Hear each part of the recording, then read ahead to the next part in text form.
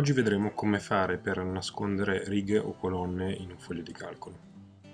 Anche questa operazione è molto semplice. Presupponiamo di voler nascondere in questa tabella le colonne F e G. Cosa devo fare? Seleziono le colonne che voglio nascondere, clic di destra, nascondi.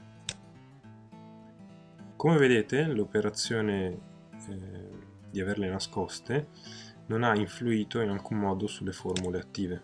Io qua ho delle somme, dei prodotti e non è cambiato assolutamente niente. Per scoprire le colonne nascoste, selezioniamo le colonne direttamente adiacenti a quelle nascoste, clic di destra, scopri.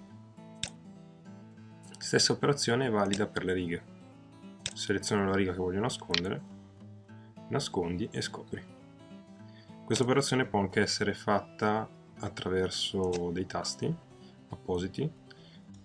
Seleziono come prima le colonne F e G. Nello scompartimento Celle, Formato, Nascondi e scopri, Nascondi colonne. Come prima, per scoprirle, vado a selezionare quelle direttamente adiacenti, Formato, Nascondi e scopri, Scopri colonne. Anche questo è molto semplice. Ciao a tutti.